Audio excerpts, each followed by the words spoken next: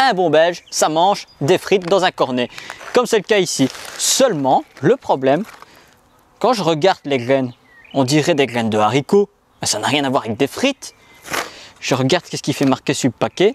Attention, semis de haricots, quand est-ce qu'on peut les semer pour éviter les problèmes? Eh bien, je pense qu'on va en parler, ça se passe maintenant.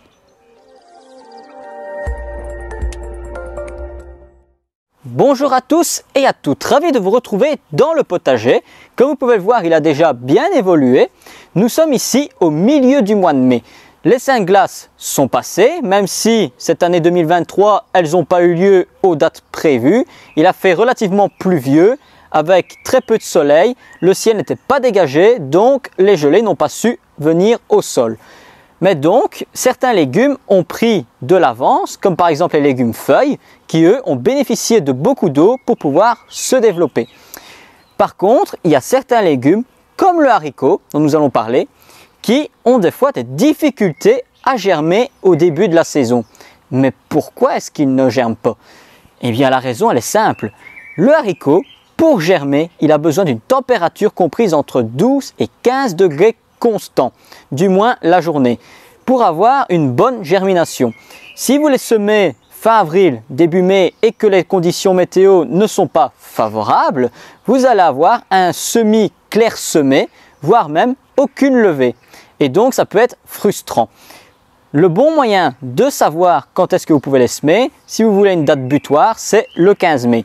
À ce moment-là, les températures sont plus ou moins correctes, il pleut suffisamment, donc on peut lancer son semis. Pour savoir si vous pouvez déjà semer vos haricots, je vais vous donner une petite astuce. Alors ça peut paraître bizarre, mais c'est une observation que j'ai constatée et ça fonctionne. Imaginez, vous êtes dans votre jardin ou vous connaissez un jardin où se trouve un catalpa. Vous avez remarqué que c'est un arbre ou un arbuste qui débourre relativement tard. Ça veut dire que généralement, il commence à pousser vers le mois de mai, milieu ou troisième semaine de mai. Eh bien, je me réfère toujours au catalpa pour semer mes premiers haricots en pleine terre. Car si vous le faites en pot en serre, vous pouvez déjà vous y prendre à partir de milieu du mois d'avril.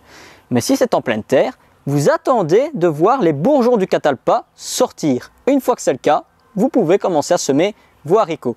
Le catalpa, en fait, il débourre très tard pour justement préserver son port des gelées tardives, du moins pour les Saint-Glaces. Donc ça, c'est la petite astuce. Il ne reste donc plus qu'une chose à faire, les semer. Comment réussir correctement son semis? Une fois qu'on a la bonne température, il va falloir préparer son sol. Pour préparer le sol, il va falloir l'ameublir. C'est très important car les graines n'aiment pas que le sol soit trop compact ou grossier.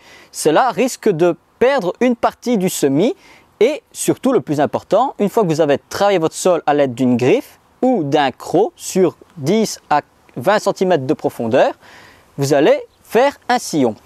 Le sillon, la profondeur est très importante. Si vous le faites trop profond, vous allez avoir des semis qui vont avoir du mal à sortir du sol, percer la surface et le temps précieux qu'elle perd à s'affaiblir risque de faire pourrir la jeune plante avant même qu'elle ne soit sortie du sol.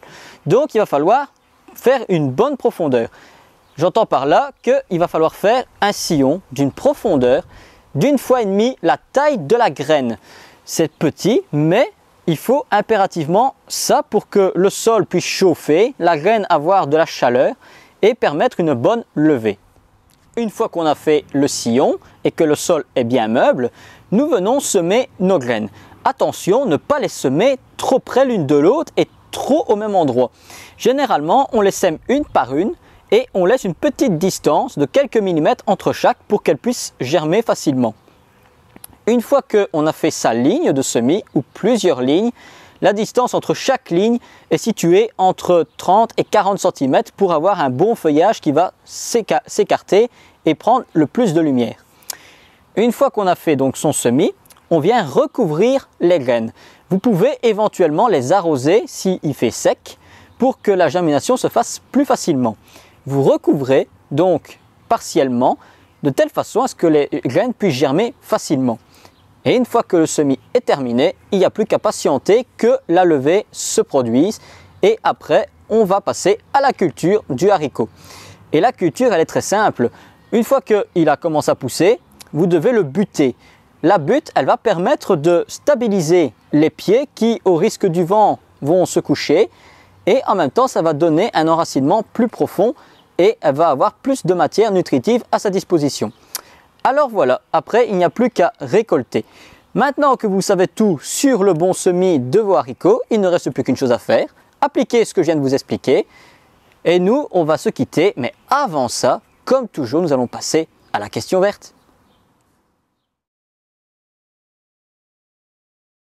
La question qui nous a été posée, et je la trouve très intéressante car ça va éviter certains problèmes pour les gens. On nous a demandé si on pouvait planter les tomates plus profond lors du repiquage, même si elles sont greffées. Car rappelez-vous, je vous avais déjà expliqué dans une vidéo que vous avez déjà vue plusieurs fois, que lors de la plantation, les tomates, j'enlevais les feuilles en partant du bas et je laissais qu'un bouquet de 3 ou 4 feuilles pour permettre de les planter plus profond. Attention que si vous achetez des plants qui sont greffés, si vous faites le même procédé et que vous enterrez le sujet porte-greffe, il n'aura plus d'aucune utilité car le greffon, la plante tomate qu'on a greffée sur le pied mère, va reprendre le dessus. Il va y avoir des racines qui vont se former et vont prendre l'énergie que le sujet porte-greffe a besoin. Donc attention, si vous en achetez greffés, il faut les planter à hauteur de la motte. C'est très important. Et vérifiez que le sujet le greffon, donc ce qui se trouve au-dessus, ne fasse pas des racines qui vont venir toucher le sol, car ça peut arriver aussi. Alors voilà, j'espère que ça répond bien à la question. N'hésitez pas si vous avez des questions à nous les poser pour que l'on puisse y répondre en vidéo. J'en profite au passage pour vous rappeler de ne pas hésiter à aller vous abonner à notre chaîne si le contenu vous plaît et à partager autour de vous pour que le jardinage ne soit plus une corvée, mais un retour aux sources.